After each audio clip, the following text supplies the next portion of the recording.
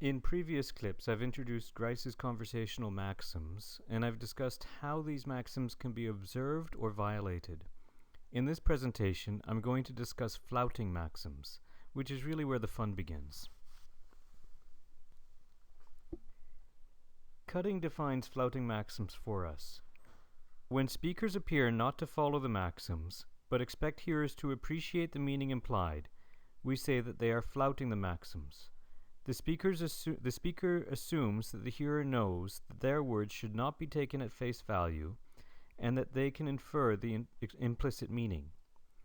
So this isn't quite the same as violating a maxim. When your buddy violates a maxim, he intends to be deceptive, in that he doesn't intend for you to recognize that a maxim has been violated. So when you ask, "What did you do last night?" and he says, "I stayed in," even though he went out, he's lying and violating the maxim of quality. Now, on the other hand, if he says jokingly, "You know what a shy, well-behaved guy I am. I just stayed home and took care of my sick mother," and you know he's not shy or well-behaved and that his mother is in excellent health, and he knows that you know this, then you know he's flouting a maxim.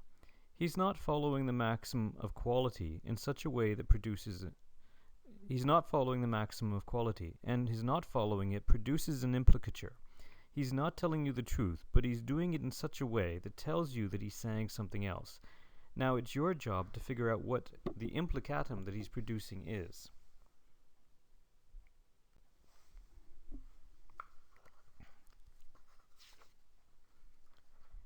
Now, whenever a maxim is flouted, the hearer is faced with a minor problem. How can his saying what he did say be reconciled with the supposition that he is observing the overall cooperative principle? If you've forgotten what the cooperative principle is, review the first clip in this series. But, in brief, it's the belief that people engaged in a conversation will be honest, informative, relevant, and clear. So when someone doesn't appear on the surface to be honest, informative, relevant, and clear, and yet you believe that they are still operating in good faith and trying to communicate, you can ask yourself, what are they really trying to say here? Or you could ask yourself, what is the implicatum of this implicature? But I doubt you'd really ask yourself that, because nobody really talks to themselves like that, right? You understand the idea, though. When someone seems to be playing with the rules, not breaking the rules, you have to ask yourself what the hidden message is. Let's try a few. I ask you, "How do I look?" And you answer, "Your shoes are nice." What are you trying to say? You've created an implicature by flouting the maxim of quantity. That is, you're not giving me the information that I want. So what's the implicatum? My shoes are nice, but the rest of me looks like I grabbed my clothes from the laundry hamper. Is that it?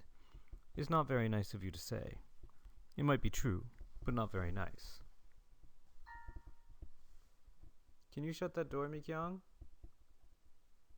Yobo? Yobo? Can you shut that door? So I don't hear the beeping and the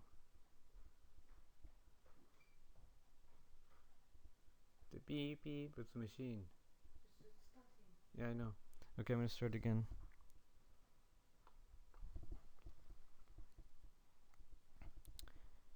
Okay, in the first one, we pretty much know that you don't love being woken up at 4 a.m. by the fire alarm, so why are you lying?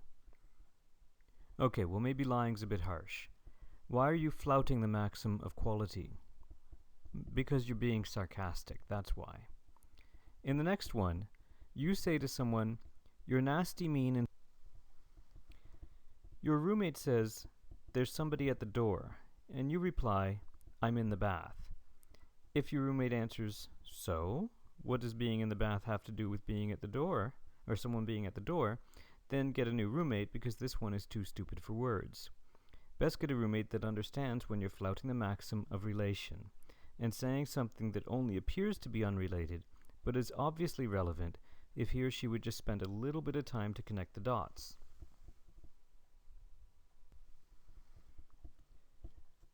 Could you take the DOG for WALK? Now, why would you spell dog and walk?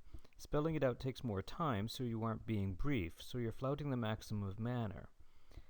But you'd be flouting the maxim of manner because your dog knows the word dog and walk, and apparently being a bit slower than other dogs his age hasn't learned to spell. So, let's go back to the maxim that we started with in the first clip in this series.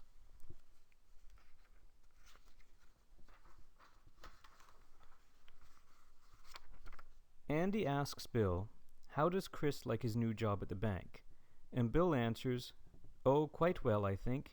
He gets along with his colleagues and he hasn't been to prison yet."